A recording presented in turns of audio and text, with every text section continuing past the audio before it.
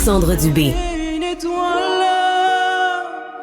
nous récitions des vers groupés autour du poêle en oubliant l'hiver.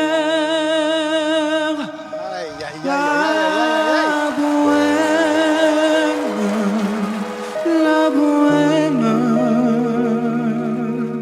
ça voulait dire tu es jolie. C'était la dernière soirée d'audition à l'aveugle hier à La Voix. Isabelle, dis-moi, à qui appartient cette magnifique voix? Bon, c'est moi qui ai le choix des candidats qui viennent en studio le matin et je me suis dit, Samy s'est nettement démarqué hier avec sa reprise de La Bohème de Charles Aznavour. Il est en studio avec nous. Bienvenue chez nous. Bonjour, Samy. Bonjour, merci. Je suis ravi d'être ici avec vous aujourd'hui. Mais quelle vieille âme as-tu? Même que les coachs t'ont dit, tu sonnes comme un violoncelle. Oui, j'ai vraiment apprécié les commentaires des coachs hier soir. C'était juste incroyable. Un rêve d'enfance qui se réalise. Tu es originaire d'Algérie. Est-ce qu'il y a une différence entre interpréter la musique ici ou là-bas, ou est-ce que pour toi, ça change quelque chose? Honnêtement, la musique, c'est quelque chose qui m'a toujours fait vibrer dans ma vie. Peu importe le pays où j'interprète des chansons, ça a toujours été la même émotion, la même énergie. J'adore interpréter et surtout toucher les gens avec ce que je raconte en chanson. Christian-Marc Gendron est avec nous aussi. Tu as été coach, toi, pendant une interprétation. T'aurais-tu retourné pour Samy? Ben oui, très rapidement. C'est quelque chose. Ben, c'est une interprétation qui est connectée, on le sent tout de suite. Je pense que ça a été un gros coup de cœur du public aussi.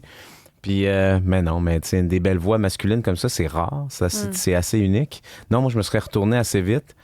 Et puis, ouais, je pense qu'ils vont avoir un beau parcours. Hein. Ben, puis surtout, les 4 coachs ont eu un coup de cœur pour toi. Tu vas continuer dans l'équipe de Corneille. Exactement. Est-ce qu'il y a une raison pour laquelle tu as choisi ce coach-là? En fait, j'ai choisi Corneille parce que je sais que c'est un artiste de cœur. Tout ce qu'il fait, il le fait avec émotion et cœur et il raconte des histoires qu'il a vécues et je me retrouve dans sa manière de travailler. Puis c'est pour cela que je l'ai choisi. Il y a aussi Samy la star. Raconte-nous cette anecdote-là que tu as racontée à Charles Lafortune hier. En fait, depuis que j'étais petit, je rêvais de toujours faire de la scène et être une pop star internationale, etc. Et en fait, ma scène était soit mon lit ou le sofa de la maison. Puis je savais que, en fait, je voulais que tout le monde m'appelle Samy la star et je l'ai répondu un peu partout dans la maison. Puis le jour de mon anniversaire, quand j'avais 10 ans, mon père m'avait offert une sorte de cadre avec ma photo avec ma petite guitare noire, ma toute première guitare, puis il avait écrit Samy la star pour tes 10 ans. Oh wow! Ben, finalement, ça a été prémonitoire. Hein? Exactement. Est-ce que tu as pu faire des concours de chant comme ça ailleurs? Est-ce que c'était la première fois que tu pouvais fouler un si grand plateau? Honnêtement, oui, c'était la première fois que je faisais un aussi grand plateau et c'était juste incroyable. Christian-Marc Gendron aussi, lui a commencé le show hier. Tout le monde s'est dit, mais qu'est-ce qui se passe? C'est qui le gars aux 400 voix? Ah. On part l'extrait, mon Jeff. Il y a un réverbère tout au fond de moi qui éclaire chacun de mes pas. Je suis ici ou pas dans tous mes états. Ici tu bien comme ça.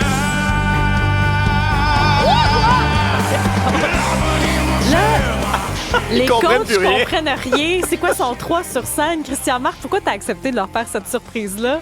Ben, tu sais, moi, la voix, j'ai eu un beau parcours. Hein. Quand j'ai fait ça, ça fait 7 ans. Puis j'ai toujours gardé un beau souvenir de ça. Ils m'ont toujours gardé un peu pas loin. Là, ils m'ont proposé de faire un stunt. En fait, on dit, on aimerait ça que tu les surprennes. Mais faut pas qu'ils te reconnaissent. J'ai dit, oui, mais vous comprenez que Mario Pécha, j'ai joué avec lui pendant 10 ans. Et tu l'imites très bien. France Amour. Ouais, c'est ça. Ça veut dire, là, au début, la prod, ils m'ont demandé, fais des imitations. J'ai dit, si je fais des imitations, Mario va me reconnaître tout de suite. Okay. Mais oui, j'ai chanté à Sauvignon tout l'été passé. Il connaît un peu mes intonations. Puis alors, j'ai essayé de dénaturer ma voix. C'est sûr qu'il y a des gens qui n'ont pas compris qu'est-ce que je fais là, mais l'idée, c'était que moi, je voulais les surprendre, puis je voulais pas qu'ils me reconnaissent. Personne. Mais c'était chiant parce qu'il y en a juste 2 sur 4 qui se sont retournés. Oui, mais moi, si j'avais... plus personnel. Mais non, pas du tout, parce que si moi, j'avais été coach, moi aussi, je me serais dit, ouais, j'ai-tu besoin d'un gars comme ça dans mon équipe? C'est intéressant, mais j'ai-tu vraiment besoin de ça? Parce qu'il y a ça aussi, les autres, il y a une stratégie en arrière. Fait qu'il y a pas juste du goût personnel, et puis il faut qu'ils pensent 2-3 coups d'avance, les coachs. Et puis, voir si ça fit dans leur équipe.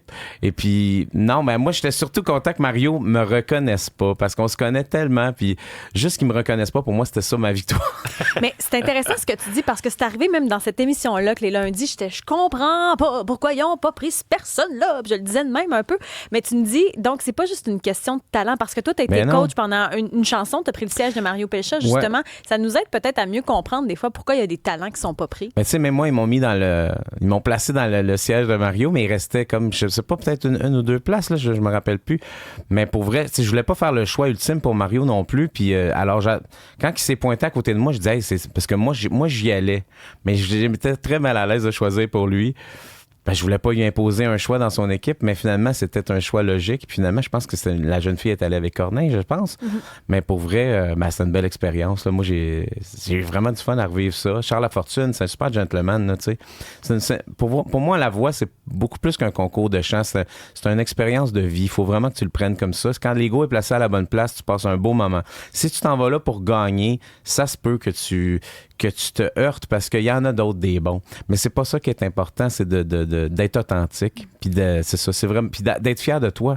Tu sais, des fois, les coachs se retournent pas, puis il y a une belle suite à ça, là. Ben ça te donne en tout cas une belle visibilité. Christian Marc, 30 ans de carrière avec Piano Bar. T'as un nouvel album qui s'en vient le 27 mars. Hey, c'est pas rien. Tu l'as travaillé. T'as à quoi une dure, là. C'est fou, ça. Oui. 8e album en carrière. Et puis, je suis rentré en studio avec mes musiciens. On a fait ça à l'ancienne. On a tout joué en même temps. C'est vraiment, il y a une magie sur cet album-là. C'est le plus bel album de toute ma carrière. Ah oui, pourquoi tu dis ça? Parce que c'est le meilleur. C'est la façon que c'est joué, la façon que c'est accompli. Tu sais, moi, je pratique encore mon piano plusieurs heures par semaine. Plusieurs heures. Je sais que les attentes sont hautes, puis on dirait que j'ai envie de surprendre les gens quand même à chaque fois. Alors, j'aime ça être solide, j'aime ça être game shape, là, comme j'appelle. Tu sais. Ça, j'aime ça parce que je le mentionne souvent à l'émission, tu sais, de s'entraîner, de prendre des cours de chant, de continuer même quand on est bon dans son domaine, mais de continuer de se peaufiner, puisque c'est comme ça, même on parle des Jeux olympiques, c'est comme ça que les athlètes se rendent loin. Ben oui, tout à fait, même à 40 ans, on l'a vu, là, tu sais. Alors, non, moi, je vais faire ce métier-là encore quelques années, même si je parlais de retraite il y a quelques années, c'est parce que là, le feu est pris, j'accepte, ça me permet de faire vivre une belle et grande équipe. Je travaille à côté de ma femme aussi, qui chante super bien. Fait que j'ai une carrière dont je suis fier, puis je fais mon chemin comme je pense. Après ça, j'aime créer, j'aime chanter du divertissement aussi, des covers, tout ça. J'aime faire tout ça, j'aime écrire pour les autres. Fait que je continue, mais c'est vraiment ça, là, tu sais. Puis tu vas te raconter quoi? Qu'est-ce que tu vas nous raconter là, sur ce nouvel album-là? Ben, sur le nouvel album, il y a quand même 7 pièces originales qui racontent toute ma vie, mais surtout la première chanson que j'ai coécrite avec Christian Sbroca, qui est un frère, et Richard Turcotte, qui est d'un beau frère. Oui, il est un très bon ami à moi. C'est ça. Alors, tu sais, Richard et Christian, on a collaboré ensemble sur chacun de mes albums et sur beaucoup de projets. C'est des maîtres, ces deux gars-là. Puis ils m'ont écrit une chanson, ben on l'a fait ensemble, mais le texte vient d'eux. Puis ça raconte toute ma vie dans les piano-bars à travers le monde. Puis j'ai l'impression que ça va être mon pianoman à moi. Tu sais, je l'ai testé devant public là, depuis quelques temps, puis... Ouais, la vibration est très, très forte. Alors, j'ai décidé d'appeler l'album Piano Bar parce que la chanson est trop forte. C'est une locomotive ultime pour mon parcours et où je suis rendu. Puis de travailler avec des chums, c'est tout le temps ça que j'ai aimé faire. J'ai écrit d'autres tunes avec Nelson Mainville, entre autres. Fait que j'ai des beaux collaborateurs. Un méchant parcours de résilience, en tout cas. Là, je trouve que pour des artistes, Samy, en tout cas, si tu ne connais pas la carrière de Christian-Marc Gendron, là, c'est un travaillant qui n'a pas lâché. Là. Ouais, j'ai pas lâché. Non, j'espère que, je sais pas si ça t'inspire, là, ce genre oui, forcément, ça donne. Quand tu vois 60 comme faire... moi, là. Je rêverais d'avoir 60 ans et faire tout ce que vous faites. Je te le souhaite. Première médiatique 60. Le 16 avril au Théâtre Capitole de Québec, le 22 au Cabaret du Casino de Montréal. Samy, on continue de suivre ton parcours. Oui. Christian-Marc Gendron, ça a été un plaisir de te voir à la voix puis de te voir aussi continuer comme ça. Je trouve que tu es un beau modèle, peu importe le domaine dans lequel on travaille dans la vie. Toi, tu lâches pas. Puis mon Dieu, ça a fonctionné ton affaire. Je lâche pas, puis j'aime ça. Voilà. C'est bien mérité, mon ami. Merci, mes amis. À bientôt.